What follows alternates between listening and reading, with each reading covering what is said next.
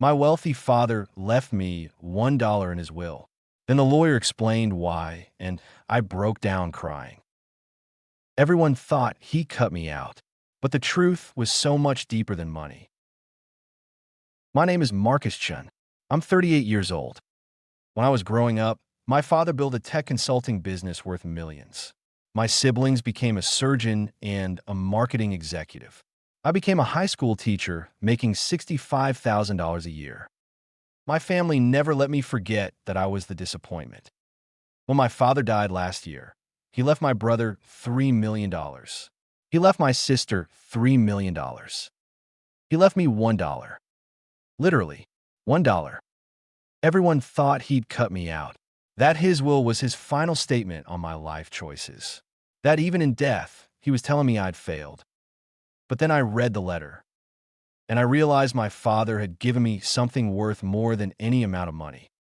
This is the story of being the black sheep, of choosing a different path, and of discovering that the greatest inheritance isn't always measured in dollars. I grew up in Bellevue, Washington, outside Seattle. Upper middle class neighborhood, nice house, private schools. My father, David Chen, immigrated from Taiwan in his 20s, worked his way through college, started a tech consulting firm in the 90s. By the time I was in high school, his company was doing 8 figures annually. We were wealthy, not billionaire wealthy, but comfortable enough that money was never a concern. My older brother Eric is 4 years older than me. Brilliant guy, straight A's, debate team captain, early acceptance to Stanford, then medical school. He's a cardiac surgeon now, makes about $500,000 a year, lives in a $2 million house in San Francisco. My younger sister Rachel is 3 years younger than me, also brilliant. Student body president, perfect SAT scores, went to Penn, got her MBA from Wharton. She's a marketing executive at a Fortune 500 company. Makes about $250,000 a year. Lives in a luxury condo in Manhattan. And then there's me. I was different. Not in a bad way, just different. I was a solid B student. Not because I wasn't smart, but because I wasn't motivated by grades. I liked reading, writing, talking to people. I was interested in ideas, not test scores. Marcus, you need to take school more seriously, my father would say, looking at my report card. Your brother never got below an A. I know, Dad. Do you want to be successful or not? Edo.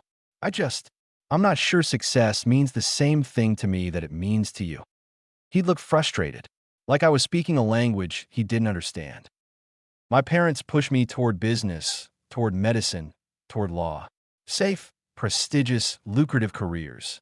The kind of careers that would make sense at dinner parties when people asked what their children did. But I didn't want any of those things. I wanted to teach. I realized it in high school.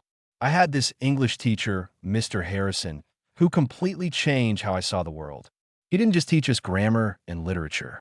He taught us how to think, how to question, how to find meaning. He saw potential in me that nobody else did. Not potential to make money or climb ladders. Potential to connect with ideas, with people, with purpose. You should be a teacher, he told me once after class. My parents would kill me. Why? Because teachers don't make money. True, but teachers make something more important than money. What's that? Difference. I thought about that conversation for years. When I told my parents I wanted to major in English and get my teaching credential, they were horrified. Teaching, my mother asked. Marcus, teachers make nothing. They make enough. Your brother is going to be a doctor. Your sister is going to business school. And you want to be a teacher? Yes. My father sat me down. Marcus, I didn't come to this country and build a business so my son could make $40,000 a year teaching high school. I know, Dad, but this is what I want to do. Why? Why would you choose this? Because I think I could be good at it. Because I think it matters. Because Mr. Harrison changed my life, and I want to do that for other kids. He looked at me like I was throwing my life away. You're making a mistake, he said, but you're an adult. It's your choice. He said, your choice, like it was a death sentence. I went to University of Washington, majored in English. Got my teaching credential. Started teaching at a public high school in Seattle when I was 23.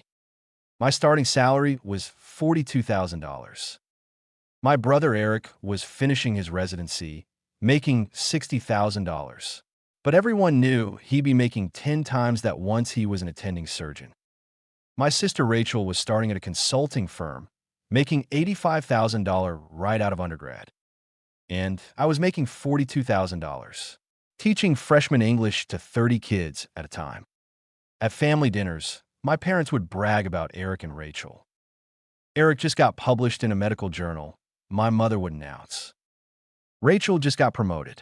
She's the youngest associate director at her firm, my father would add. When people asked about me, my mother would say vaguely, Marcus is teaching, and change the subject. Like teaching was something to be embarrassed about. I met Maya when I was 26. She was a social worker at a nonprofit helping homeless youth.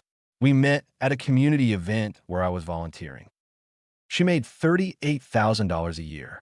She was brilliant, compassionate, dedicated to making the world better in tangible ways. We fell in love, got engaged a year later. I brought her to family dinner to introduce her. "What do you do?" my father asked Maya. "I'm a social worker. I work with at-risk teenagers." "Oh, that's nice." The way he said nice meant disappointing. After dinner, my mother pulled me aside. "She seems sweet, Marcus. But have you thought about your future? 2 nonprofit salaries? How will you afford a house? Children? We'll figure it out. Your brother is marrying a doctor. Rachel is dating a lawyer. You could have." I could have what? Married someone I didn't love because she made more money. That's not what I meant. That's exactly what you meant. We got married when I was 28. Small wedding, 80 people at a garden venue. It cost $15,000. Maya and I paid for most of it ourselves. My parents contributed $5,000 because it's tradition. Eric's wedding 2 years earlier had cost $80,000, all paid for by our parents. Rachel's wedding 3 years later cost $100,000, also paid for by our parents. Nobody ever acknowledged the disparity. By the time I was 35, I'd been teaching for 12 years. I was making $65,000, decent money, but nothing compared to my siblings. Eric was making $500,000 as a cardiac surgeon. Rachel was making $250,000 as a marketing executive. At family gatherings, they talk about their houses, their cars, their vacations to Europe and Asia. Maya and I lived in a modest house in a middle-class neighborhood. We drove used cars. We vacationed by camping in national parks. "Don't you ever want more?" my father asked me once. "More of what?" "More money. Success. The things your siblings have." "I have everything I need, Dad." "You live paycheck to paycheck." "No, we don't. We live comfortably within our means." "That's different." "Your brother just bought a vacation home in Napa." "Good for Eric." "Don't you want that kind of life?" "Honestly, no. I don't want a vacation home. I don't want a luxury car. I don't want any of it." He looked at me like I was from another planet. "I don't understand you, Marcus." "I know you don't. But here's what my father didn't see. I was happy. Genuinely, deeply happy. I woke up every morning excited to go to work. I connected with my students. I watched kids who thought they were stupid discover they were brilliant. I watched kids who thought they had no future realize they had potential. I had a student named Jamal in my junior English class. Smart kid, but completely checked out, failing everything. I kept him after class one day. "What's going on, Jamal?" "Nothing. You're clearly smart. Your essays, when you write them, are insightful. But you're not showing up." "Why?" He shrugged. "What's the point?" "What do you mean?" "School, college, all of it. What's the point? I'm just going to end up working some dead-end job anyway." "Why do you think that?" "Because that's what happens to people like me." We talked for an hour. I learned about his home life, single mom, 3 siblings, working 2 jobs. I learned he didn't think college was possible because of money. I learned he'd written himself off at 16. I spent the next year mentoring him, helping him with college applications, connecting him with scholarship opportunities, writing recommendation letters, being someone who believed in him when nobody else did. He got into University of Washington with a full scholarship. He's graduating this year, planning to be a teacher. "You changed my life, Mr. Chen," he told me last month. That moment, that gratitude, that impact was worth more than any amount of money my siblings were making. But my father never saw it that way. When I was 37, my father had a heart attack. Massive heart attack. He survived, but it was close. Triple bypass surgery. Months of recovery. Eric handled all the medical decisions. He knew the doctors, understood the procedures, advocated for our father. Rachel handled all the logistics. She organized care, managed schedules, coordinated everything. I just showed up. I sat with my father in the hospital, read to him, talked to him, kept him company during the long, boring hours of recovery. "You don't have to be here," he said one day. "I won't be here. Don't you have work?" I took some personal days. "You can't afford to miss work." "Dad, you just had a heart attack. I can miss a few days of work." He was quiet for a while. Then, "Eric says I'll need physical therapy for months." "I'll help you." "You don't need to do that." "I want to." "Why?" "Because you're my father." He looked at me with an expression I couldn't read. "Even though I've never understood your choices?" Even though. My father recovered. Slowly, but he recovered. 6 months later, he was back to most of his normal activities. And 6 months after that, he had another heart attack. This one was fatal. He died at 69. The funeral was big. He'd been a successful businessman, had lots of colleagues and friends. Everyone came. At the reception, people kept coming up to me and my siblings. "Your father was so proud of you," they'd say to Eric. "He always talked about his son, the surgeon." "Your father bragged about you constantly," they'd say to Rachel.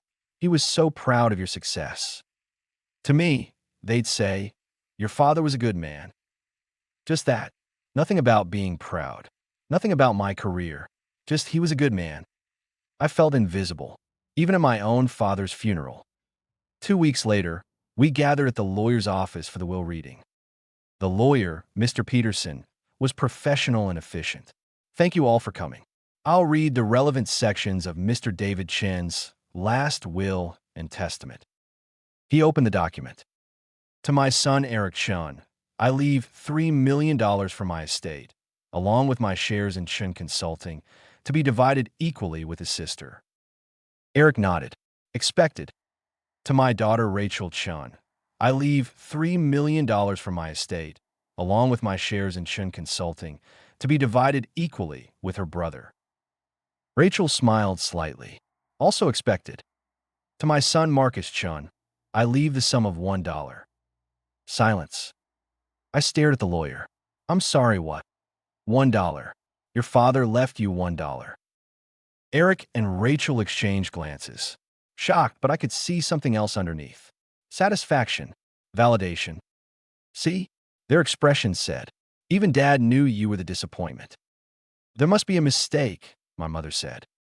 "There's no mistake," Mr. Peterson said. "Your husband was very specific. Marcus receives $1. I felt like I'd been punched in the stomach. My father's final message to me. His last statement on my life. $1. "You were right to be disappointed," it seemed to say. "You wasted your potential. You chose wrong." However, Mr. Peterson continued. "Mr. Chen left a sealed letter for Marcus. He instructed me to give it to you after reading the will." He handed me an envelope, my name in my father's handwriting. I took it with shaking hands. "If there's nothing else," Mr. Peterson began. "No, there's nothing else," Rachel said quickly, already standing. Everyone filed out. Eric and Rachel were already talking about the business shares, about liquidating assets. I sat in my car in the parking garage, holding the envelope. $1. After everything, after choosing my own path, after finding happiness, after being there for him when he was sick. $1. I almost didn't open the letter, almost drove away and threw it in the trash. But I opened it. And I read, "Dear Marcus, by now you've heard that I'm leaving you $1. I can imagine how that feels. Your siblings got millions and you got essentially nothing. Let me explain. I'm leaving you $1 because you're the only one who doesn't need my money. Your brother Eric is a brilliant surgeon. I'm incredibly proud of him. But he measures his worth by his income, his status, his accomplishments. He always has. He needs the money to feel successful. Your sister Rachel is equally brilliant and accomplished. I'm proud of her too. But she's the same way. She defines herself by external markers of success. She needs the money to feel validated. But you, Marcus, you're different. I didn't understand it for a long time. I thought you were wasting your potential. I thought you were making a mistake by becoming a teacher, by marrying Maya, by choosing a modest life over wealth. I was wrong. Over the years, I watched you, really watched you. I watched you light up talking about your students. I watched you come home exhausted but fulfilled. I watched you dedicate yourself to making a difference in young lives, not for recognition or money, but because you genuinely care. I remember when you told me about Jamal, the kid you mentored who's now going to college. The pride in your voice, the joy in knowing you changed someone's trajectory. Your brother saves lives on the operating table. That's important. Your sister builds successful marketing campaigns. That's important too. But you save lives in a different way. You save kids who are lost, who think they don't matter, who need someone to believe in them. That's not less important. It's differently important. You married Maya not because she came from the right family or made the right income, but because you loved her, because you found a partner who shares your values. Your siblings married for the right reasons too, but they also married people who fit a certain image. The doctor, the lawyer, the successful spouse who looks good at dinner parties. You married for love, period. And I watched you be happy with enough. Enough money to live comfortably. Enough success to feel fulfilled. Enough stuff to meet your needs without excess. Your siblings are constantly chasing more. Bigger houses, nicer cars, more prestigious titles. They're successful, but they're never satisfied. You're satisfied. You have enough. And that's a kind of wealth they'll never understand. When I had my first heart attack, your brother handled the medical side brilliantly. Your sister handled the logistics perfectly. But you just showed up and sat with me. You read to me, kept me company, made me laugh, didn't try to fix everything or manage everything or control everything. You just were there. And I realized something. You're the only one who knows how to just be present. Marcus, I'm leaving you $1 not as an insult, but as a symbol. The dollar represents that your worth can't be measured in money. You already have what your siblings are still desperately seeking: purpose, contentment, meaningful work, genuine love, and the knowledge that you matter. They need my money to feel successful. You don't. They need external validation. You found internal validation. They need more to be happy. You're happy with enough. I'm leaving them millions because, in a way, I pity them. They'll never be satisfied. They'll always need more. I'm leaving you nothing because you already have everything that matters. The greatest gift I can give you is this letter. This acknowledgement that I see you. I see who you really are. I see what you built. I see the life you've chosen. And I'm prouder of you than I ever told you while I was alive. I'm sorry I didn't say it more. I'm sorry I made you feel like you were disappointing me. You never did. You were the bravest of all my children because you chose your own path even when everyone told you it was wrong. You won, Marcus. You figure out what matters. And no inheritance I could leave you would add anything to what you already have. The $1 is symbolic. You already possess the real wealth: purpose, love, fulfillment, and the knowledge that you make a difference. Your siblings got my money. You got my respect. I think you got the better deal. All my love, Dad. I sat in that parking garage and cried. Not because I was hurt, but because I finally felt seen. My father understood. He saw what I'd built. He saw why I'd chosen this path. And he was proud. That letter was worth more than $3 million.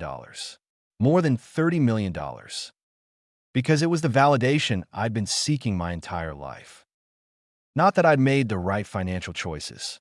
Not that I'd achieved conventional success. But that I'd found what mattered. And that was enough. I drove home. Maya was in the kitchen making dinner. "How was the will reading?" she asked, seeing my face. "He left me $1. "What?" $1. Eric and Rachel each got 3 million. I got $1. Her face fell. "Marcus, I'm so sorry. But he left me this." I handed her the letter. She read it. By the end, she was crying too. "Oh my God," she whispered. "Marcus, he saw me. He finally saw me." That was 6 months ago. Eric and Rachel each got their 3 million. They're doing well. Eric bought another property. Rachel's planning some big investment. I have my dollar. I framed it. It hangs in my classroom. Students ask about it sometimes. "Why do you have a dollar bill frame, Mr. Chen?" "It's a reminder," I tell them. "A reminder that your worth isn't measured in money." I read them parts of my father's letter sometimes. The part about finding purpose, about being satisfied with enough, about making a difference. Some of them get it. Some of them don't. But it plants a seed. Last week, a student came up after class. Quiet kid named Sophie, always in the back. "Mr. Chun, can I ask you something?" "Of course." "Do you regret it? Becoming a teacher instead of something that makes more money?" "Never. Not for a second. But don't you wish you had more? Like more stuff?" "Sophie, I have everything I need. A job I love. A wife I adore. Students who make every day interesting. That's more than most people ever get." "But you're not rich." "Yes, I am. Just not in the way most people measure it." She thought about that, then nodded. "I think I understand." Maybe she does. Maybe she doesn't. But the conversation happened. The idea was planted. That's what teaching is. Planting seeds. My father understood that. Eventually, his letter explained that he was leaving me $1 as a symbol, that I already had what mattered. But here's what I realized. He gave me something more valuable than money. He gave me permission. Permission to keep choosing this path. Permission to stay satisfied with enough. Permission to measure success differently. Most people never get that from their parents. Most people spend their whole lives seeking approval for choices that don't fit conventional expectations. My father gave me that approval, that validation, that blessing. Better late than never. Eric called me last month. "Marcus, I've been thinking about the will. Dad, leaving you only $1. Do you want me to split some of my inheritance with you? It seems unfair." "No, Eric, I'm good." "But, Eric, I got what I needed. The money wouldn't change my life. It would just be numbers in an account. Dad knew that. I still don't understand why he did it." "I know, but I do. And that's what matters." Rachel sent a similar text. I gave her the same answer. They mean well, but they don't get it. They see the dollar as an insult, as evidence that I was the disappointing child. I see it as the greatest compliment my father ever gave me. "You don't need this," it says. "You already have everything that matters." They still need external validation. They still need more. They still measure their worth in dollars and status. I don't. I measure my worth in students who go to college because I believed in them, in kids who don't give up because I didn't give up on them, in lives changed, paths altered, potential unlocked. That's wealth that can't be counted. My father finally saw that, and he left me $1 to prove it. People ask me if I'm bitter, if I feel cheated. I tell them the truth. I've never felt richer. Because I got something my siblings will never get. The knowledge that my father saw who I really am and was proud. That's an inheritance worth more than any amount of money. Have you ever chosen a path that disappointed your family? Have you ever valued purpose over profit? Have you ever realized that the best inheritance isn't always money? Share your experience in the comments. Sometimes the smallest dollar amount carries the biggest message. Sometimes being left nothing means you already have everything. If you believe that purpose matters more than profit, that being seen matters more than being rich, hit that like button and subscribe. Because the real measure of success isn't what you have. It's who you are. #TheInheritance Test.